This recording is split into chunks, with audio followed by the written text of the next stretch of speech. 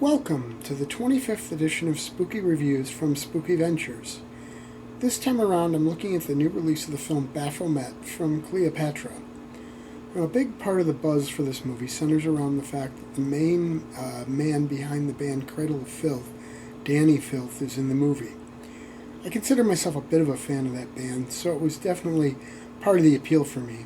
Of course, I love a good spooky movie, so I was interested anyway. Now, the movie opens with a black ritual in which a young woman is sacrificed as an offering, and the cultists drink her blood.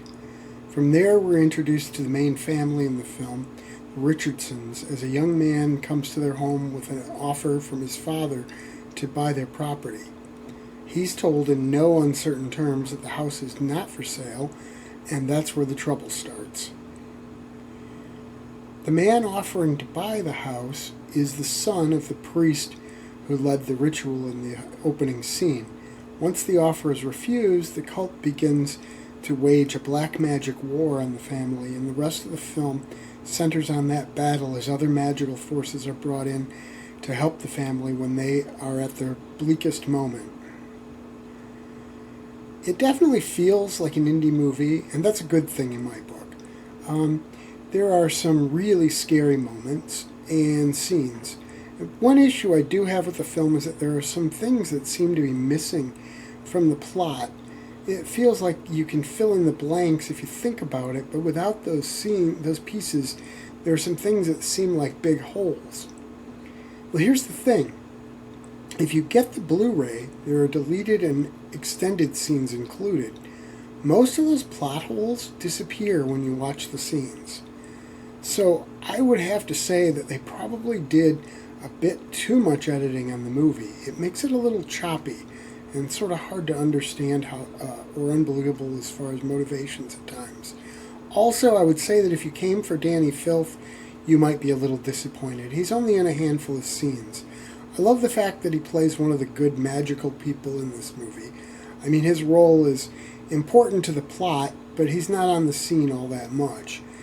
Had he not been such a big part of the promotion of the film, that probably wouldn't be an issue. Still, that's more about the marketing people than it is about the movie or the filmmakers. The gore is largely kept to a minimum, but does exist. There's a little bit of nudity to the movie, too. Some full frontal nudity, actually. The menace and dark tone of the film is so potent. It really is one of the big charms of the movie. The only other complaint I have about the film is the ending. You remember so many 1970s movies that really didn't end? Well, this one ends with a last-minute scare that seems as if it should take the movie into another act. I watched all the way through the credits hoping that there was a quick resolution at the end, but there wasn't. Still, the movie is strong despite that little issue.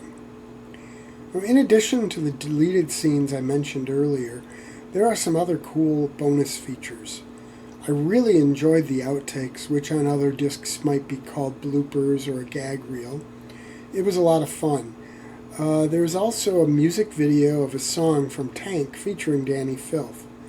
I mentioned before that I'm a bit of a fan of Filth and Cradle of Filth, so another bonus feature that I really enjoyed was an interview with the man, the legend, that was included here. All in all, I would recommend the movie. Don't come into it expecting some high-budget blockbuster kind of film. Then again, as horror fans, we know that many times the best horror movies are the ones that don't fit into that category. By all means, if you get the Blu-ray, watch the deleted scenes. Some of them are very important to the plot, really. Spooky Ventures is the home for spooky content and spooky merchandise on the web. Check it out today at spookyventures.com. And remember, always keep it spooky.